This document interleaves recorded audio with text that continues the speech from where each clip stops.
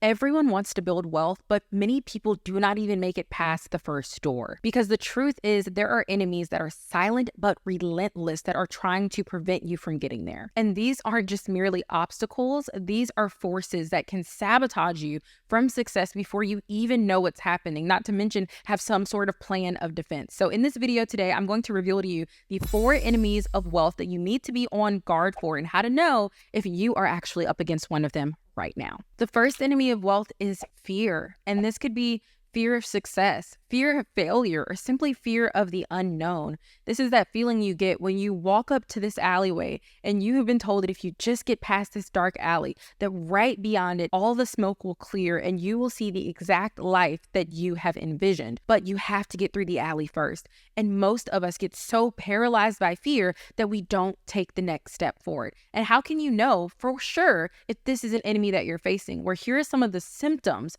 of fighting the enemy of fear. The first one is procrastination. You have been sitting on this business idea, or you've been searching for business ideas for months, and you find yourself unable to actually move forward. And maybe you're terrified and you're thinking, what happens if it fails? The next one is over preparation. We call this analysis paralysis, which is when you are preparing, you're over preparing, and you're telling yourself just one more course, just one more book, just one more video, one more certification, one more X, Y, or Z, and then you'll be ready to start. But the truth is that researching something is not the same thing as doing that thing. This is still a symptom of fear. Another symptom is excuses. You always find yourself making excuses for why you can't move forward right now. And it's just not the right time, or I need more money first, or maybe when the kids get older, or maybe when I get older, or maybe I'm too old, or I need to make more money, or I'm just too busy. These, while they may sound like legitimate reasons, are generally symptoms of fear. And all these excuses are just what you're using. The same way that person in the dark alley is going to say,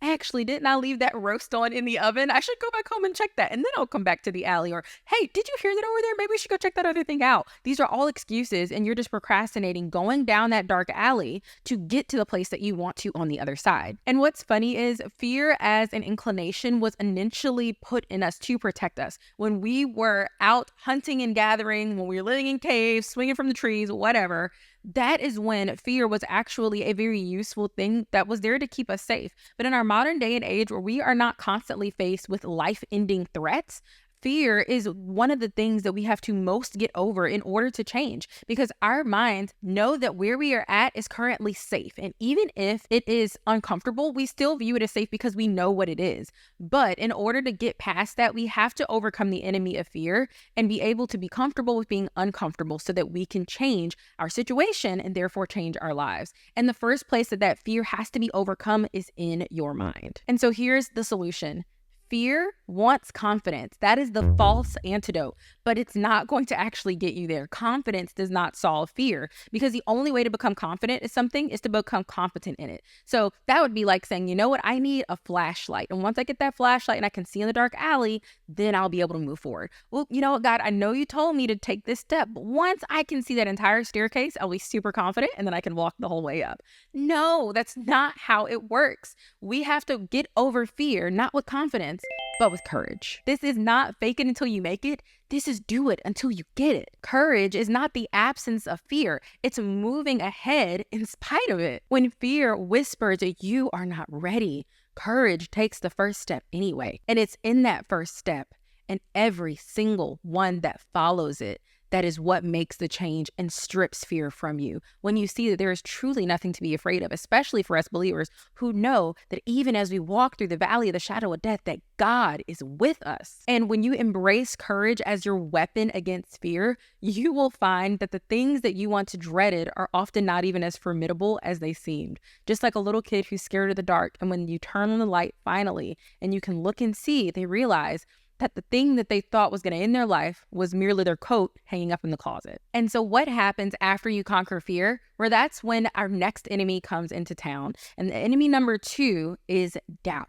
So doubt is the second enemy of wealth, because after you mustered your courage and started up the dark staircase and started walking down that alley, doubt is the thing that says, turn around right now.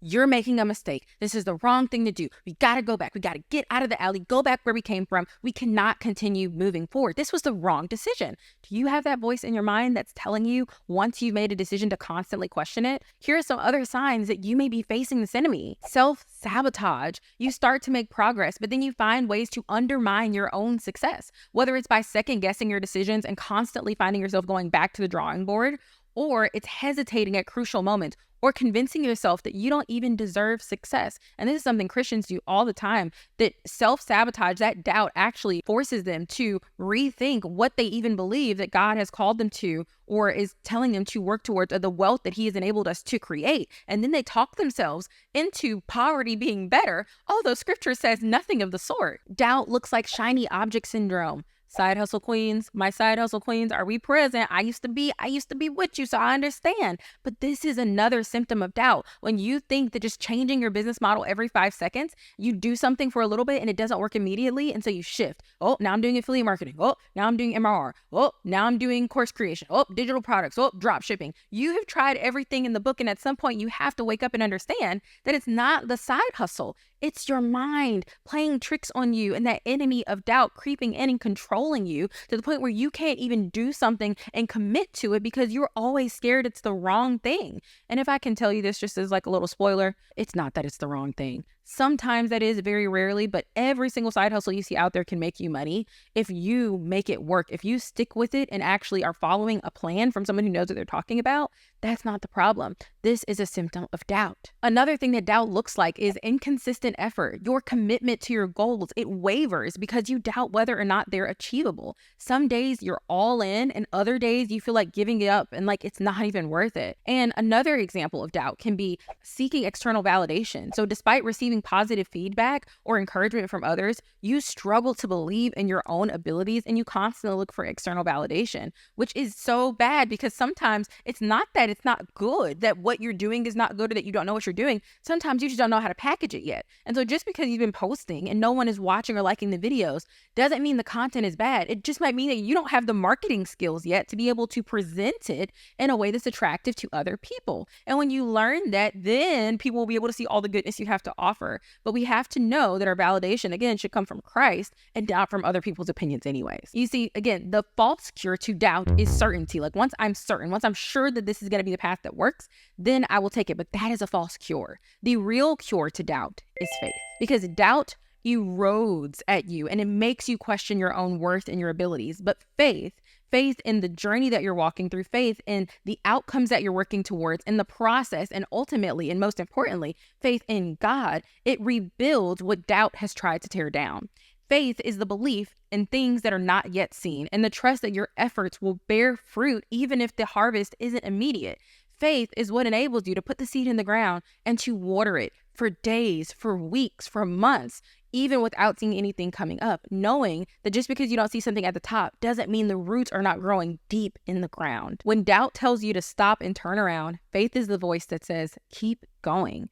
Cultivate faith in your mission, and doubt will have no place to take root. Doubt is just like the fog on a road, and it may blur your vision and make you hesitant to move forward. But if you trust your map, the knowledge and strategy that you hopefully have, that you are following a proven plan from someone who knows what they're talking about, then you can keep going even when the path isn't entirely clear. So how do you dispel doubt? We talked about it. The cure for doubt is faith. But what do you do if you don't know what you don't know? Well, that is where the third enemy comes in, and people perish because of this. And what is scripture? My people perish because of lack of, say it, knowledge. Hopefully you got them all right. A little Bible quiz for the day. So enemy number 3 is ignorance. And I don't know about you, but where I grew up, people thought ignorant was a bad word. Like it was almost like a curse word. And that's not what it is. Ignorance simply means that you don't know something. Ignorance is an enemy of wealth because it's not about intelligence. It's not about having the right information or not knowing where to find it. It's the lack of knowledge that keeps you trapped in the cycle of poverty, or the cycle of being in a place where you know you shouldn't because you're making the same mistakes over and over again. Some symptoms of ignorance are repeated mistakes. If you find yourself making the same financial mistakes, you find yourself with the same no money at the end of every month, you find yourself making poor investment choices and constantly spending behind your means because you don't know alternatives. And so you just keep doing the same thing again. miss opportunities. You may overlook or dismiss potential opportunities for wealth because you don't recognize their value or you don't understand how to capitalize on them. You have limited growth. So you're noticing that the financial growth strategies you're using or not using are not working. You're not expanding your knowledge to learn new strategies. You stick with what you know, even if you realize that it's not actually serving you. If you find yourself overwhelmed by financial decisions, maybe you don't even look at your bank account because you don't want to know what's going on, or you avoid talking about them altogether and you just rely on what other people tell you to do, or you just don't do anything, or you are stuck in the same approach. You've been doing that same thing. You've been climbing the corporate ladder. You've been listening to what everyone else has told you to do, and you're still not happy, but you haven't done anything else. And the situation that you will find yourself in with ignorance is the same one. Again, over and over again. And this is where I was. I remember in school having a teacher who tried to put the enemy of ignorance on me because it was on her. And I talked about the lifestyle that I wanted. I wanted to be able to be a homemaker. I wanted to be able to be with my kids, with my husband, full time, like a stay-at-home mom lifestyle, but still be able to contribute financially and still able to make sure that my children were going to not have to worry about debt. We're going to be able to leave an inheritance to them, that we're going to be able to build wealth and give. And she told me there's no job like that. The only thing you can do is marry a rich husband. That's what my teacher told me. She said, or you can go out, you can get a career, you can be a breadwinner and make a lot of money, but you're not going to have that time with your kids. And thankfully, I did not stay in that ignorance. And I did the research and I figured out the life I wanted to live and what it was going to take. And now, by the grace of God, I'm making over $100,000 a month, working literally less than 5 hours a week. And I have everything that I told her that I wanted and more, by the grace of God. And it's because I didn't settle for ignorance. I didn't run away from something just because I didn't understand it. I said, let me seek to understand it.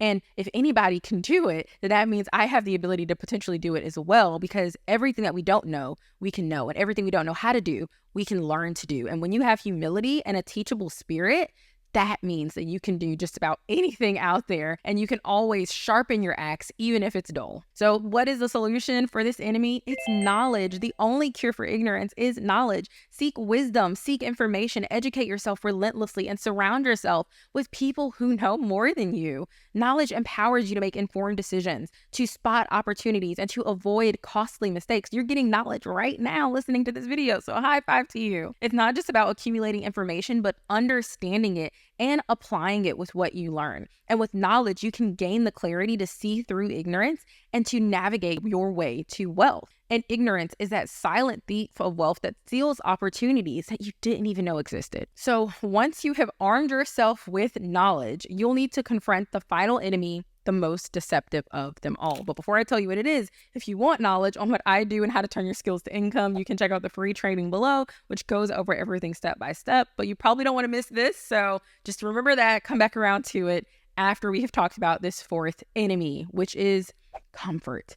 So comfort is the fourth and the perhaps most dangerous enemy of wealth. It's the silent seducer that makes you complacent. When you start to achieve success, it's easy to get comfortable, to stop pushing, and to settle into a routine that feels safe but keeps you from reaching your full potential. Symptoms are lingering restlessness. So tell me if this sounds familiar to you. You lie awake at night, you feel an undercurrent of just dissatisfaction, and you know that you're capable of more than what you're doing right now, but you feel trapped in your current situation. And it's this quiet, gnawing sense that you're not living up to your full potential. You have weakened resentment, right? You hate that your time is limited, that you're confined, and it bothers you that majority of your life is spent working to build someone else's dreams instead of your own. You feel that twinge when you see other people living life on their own terms, being able to set their schedules, pursue their passions, and not have to ask permission to take a day off. And maybe you have the fear of regret, and you think about looking at your life 10, 20, 30 years from now, being in the same spot and realizing you never took the risks that were necessary. And it scares you, that discomfort and change, but regretting that you've never tried scares you more. And maybe, and this is often one of the biggest symptoms of people who struggle with comfort, is that your current job or lifestyle, it provides you with financial security, but it also feels like a golden cage. You know you're safe, but safety comes with a price because you are now not able to fulfill and to flourish in freedom and in creativity and in growth. And this is the thing, is that golden cage, that good enough, is something that haunts people more than failure ever will. And you could also be struggling with this if you have that reluctance to sacrifice comfort. You know that to achieve your dreams, you need to step into a season of discomfort, to maybe work harder, to take some risks, and to possibly fail. But the thought of leaving your comfort zone terrifies you. And actually, the best example I had heard of this was one from ChatGPT. I was getting into the pool that we have in the backyard by the grace of God. And I remember I am a person who steps into the pool one step at a time and slowly puts the water on me and keeps going because I just am like, it's freezing.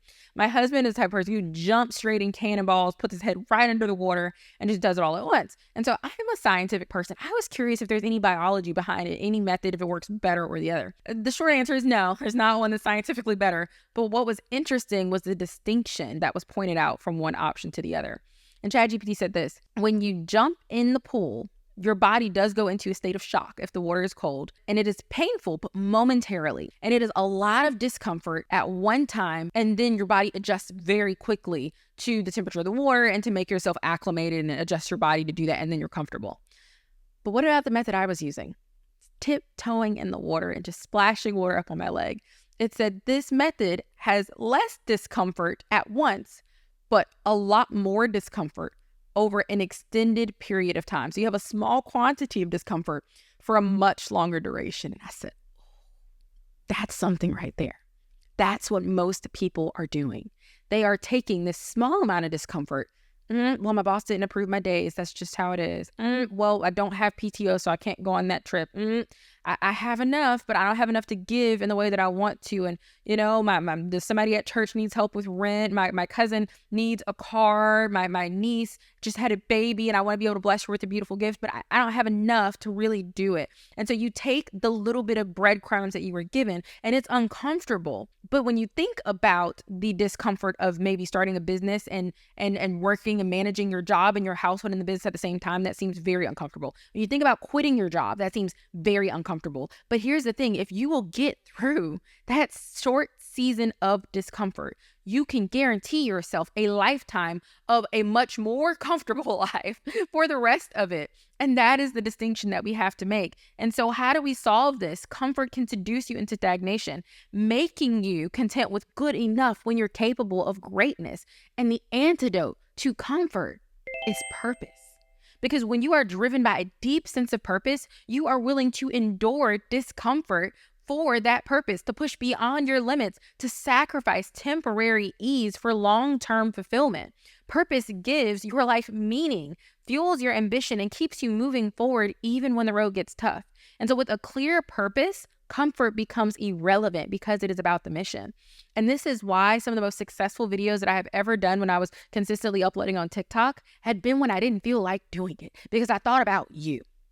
And I don't mean that in any other way than just that, because we were at the point where I could stop doing this. I could. And then we could put more money into investments and we could live off of that, have a very debt-free lifestyle. And we don't have to do this, but I want to do this because I think about all the women whose lives, by the grace of God, we've been able to change. I think about the impact that goes far beyond the monetary side of it, where we get to help influence people and be the catalyst. And hopefully you watching this video will have an aha moment that changes the trajectory of your life, changes your family tree, your community, your church, and creates generational wealth that is going to literally shake everything up. We need more Christians who have the financial backing to support the missions in the kingdom of God. How can we help to feed the poor when we don't have any food in our own pantry? How can we talk about what needs to be done when we do not have the means to even help extended family members if they call asking for money, or to be able to have the time to go and serve in our communities and to be a part of the change makers because we're working 60, 70 hours a week? This is not the way that it was meant to be. And when you lock in on whatever purpose God has given you, discomfort just doesn't matter. And so if you find yourself stuck in that place where it feels comfortable, your purpose is not loud enough yet. And I need you to let it get louder. I need you to read some books. I need you to listen to some podcasts. I need you to get into prayer and to ask the Lord to make your purpose louder than the discomfort. Okay, I need you to ask God to make the welfare of your children, being able to leave them an inheritance, being able to help people around you, louder than your need to be comfortable in this season right now. Because I'm telling you, it is about so much more than just you. And so when you can overcome comfort and use the cure and the antidote of purpose, you will find that you will be willing to be uncomfortable in order to make other people comfortable, in order to make future you comfortable, in order to make your kids comfortable, your church comfortable, in order to make the people who are waiting on you to step into your purpose comfortable. and that is the thing. And then you will realize too that the wealth comes with it. It does. That's just a natural result. You put a fruit and you put a seed in the ground and you water, you're going to get some fruit if you keep watering and you're diligent with it. And that is just the bonus. That is just the income that comes when you're truly focused on making impact. So if you enjoyed it, please hit like, subscribe if you want more content like this. And again, if you want to overcome that hurdle of knowledge and you want to know how to actually implement strategies where you can take your own gifts and skills and help other people and make money doing that while having a low maintenance passive income, you can check out the description. And in that description, you will see a link to a free training that goes over everything step by step. So I'll see you there.